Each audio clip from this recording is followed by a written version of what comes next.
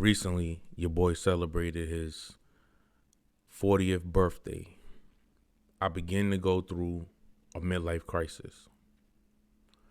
Well, my midlife crisis actually started probably in my mid-30s. Now, most experts sit up there and say that most people normally experience a midlife crisis between the ages of 40 and 60 years of age.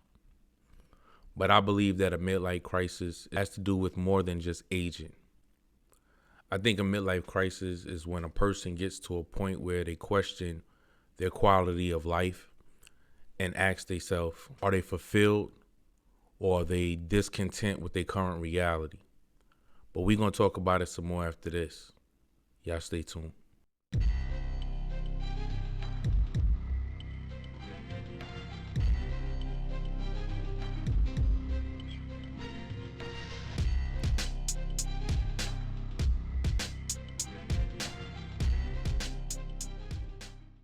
Okay, so we're talking about midlife crisis. A midlife crisis is something that's brought on normally by aging or the realization of death. So the older we get, the closer we get to death, and it becomes more of a reality for us. And we start to think about what have we accomplished. We start to think about our achievements and whether or not the things that once fulfilled us still fulfill us, and are we living our best life? Are we happy with the results that we have gotten in life? Are we happy with or where we're at in life? Most midlife crisis is triggered by significant life events. Some of those events could be like a divorce. Divorce was one of the things that triggered mine to get things moving, to get me in that psychologically got me in the mindset to question life and what's next.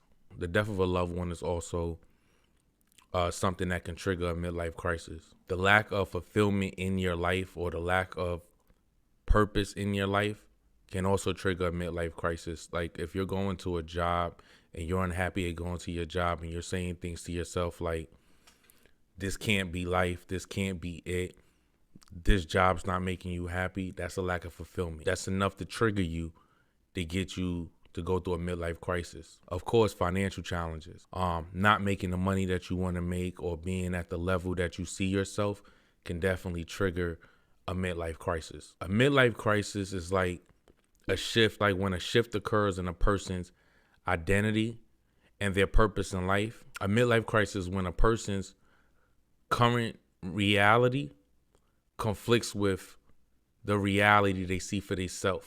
There's like 6 major stages of a midlife crisis. So when a person experiences a midlife crisis, the first stage they go through is denial, where they don't think that's what they're going through. The second stage is anger. They're upset at their current reality. They're upset at where they're at in life, and they replay their decisions in their head. The third stage is called replay. You're replaying your mistakes, some of the decisions that you made and wishing that you made better decisions or chose a different path when it comes to certain things. Stage 4 is depression. Now you're depressed because when you replay all the decisions that you made, you get depressed in the fact that you feel like you didn't make the right decision based on your current reality and where you're at. So you feel like if you would have chose different, your life would be different and you would feel better. So the 4th stage is depression. The 5th stage is withdrawal. Withdrawal is when because you're depressed, now you want to withdraw from everything. You want to withdraw from social media.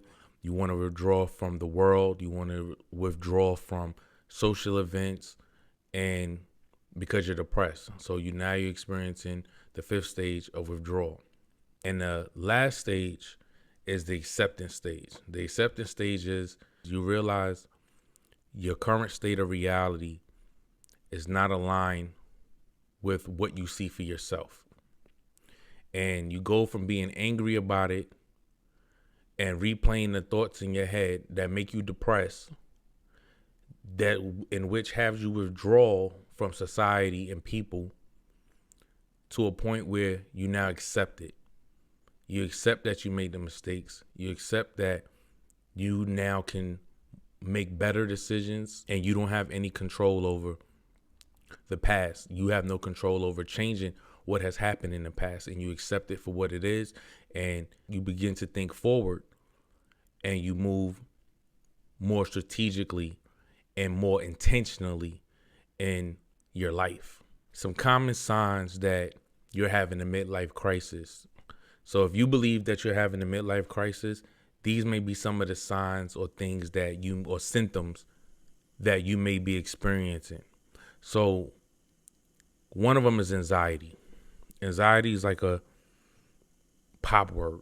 It's a word that people use a lot, that has become very popular over the last couple of years. And it's an emotion or feeling that people seem to experience in many different situations. But anxiety is one. Some people, when they experiencing a midlife crisis, make abrupt career changes, like quitting their job or even moving states, switching states. A lot of times too, when you're going through a midlife crisis, you have behavioral changes, including social changes or becoming more antisocial. You could become very impulsive and very irrational. Another symptom of going through a midlife crisis is reminiscing and reflecting about focusing on youth memories, former lovers, past adventures, and thinking about when you have fewer responsibilities early in life, or whatever the case may be. If you're depressed and you're experiencing mood changes, if you're cheating in relationships, committing adultery or infidelity, because you're not happy and you're looking for some form of fulfillment or temporary satisfaction or instant gratification. Dramatic changes in appearance. I made a dramatic change in my appearance by growing my hair, getting a face tattoo. Those were some of the things that I did. Another thing, when you experience a midlife crisis, you find yourself making or being very indecisive.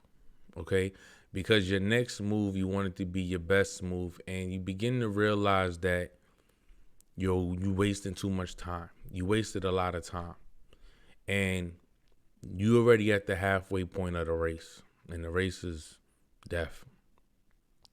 So the people that's experiencing midlife crisis from the ages of 40 to 60 already at that midway point in life. If you're lucky to make it to 80 when you're 40, half your life is done. And that's definitely going to create a shift in your mindset about what you do with the rest of your time.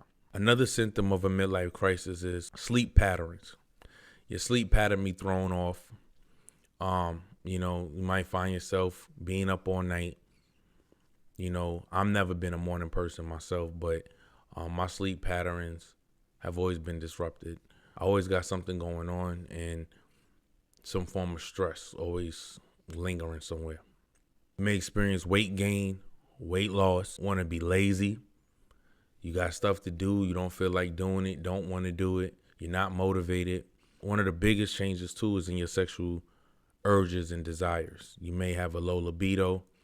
You have not only the energy, but don't have the desire to have sexual intercourse or be intimate with anyone because of your state of being and because of your mindset at the time when you're going through a midlife crisis. A midlife crisis definitely will create a shift to where you change, where your moods change, your behaviors change, and your emotions. When you're going through a midlife crisis, it has a tendency to make you question your self-concept, your self-confidence, your self-identity, and your purpose in life. When I went through my midlife crisis, and I'm out of it now, I'm in the acceptance stage of getting older, realizing we all not going to live forever, and trying to utilize this second part of my life and be more intentional. Here's some ways you can overcome a midlife crisis. One, you can talk to someone you trust. Two, you can reframe the situations. Meaning the stories you tell yourself, the mistakes and stuff that you made, there's some positivity in it. There was some lessons learned. There was some things, you look at the good that came out of it. The third way is you can conduct what's called like a life audit, where you see all the mistakes you made, You know what not to do. You know what to do, what to avoid. You know what boundaries to set. You've been through enough in your life to where you know what you got to do. You just got to do it. And a lot of people just don't want to do it. And last, you got to set new goals. When you set new goals, whether that's new fitness goals, weight loss goals, financial goals, body, how your body composition goes, what you driving, where you living, all of those things will help you continue to grow, evolve, and be happy, and will get you out of depression as you accomplish these goals. So one of the biggest ways to get through a midlife crisis is, one, getting to the point where you accept that you're not going to live forever. Two, also realizing that your past mistakes, that's exactly what they are, your past mistakes. Some of our past mistakes still haunt us today. I've made decisions in the past. I made decisions 20 years ago that I'm still paying the price for. You know what I'm saying? But you got to move from it. If there's nothing you can do about it, accept it for what it is, and just don't put yourself in a situation like that again, and just move forward. But set new goals, think about the future, and be consistent. And as that happens, you'll begin to slowly come out of the midlife crisis and find fulfillment in your life. And also find your purpose, figure out what makes you happy, what you like. And and before you know it, you'll be out your midlife crisis. But I hope y'all enjoyed this episode. It's your boy Cash. Make sure y'all like, follow, subscribe. Peace.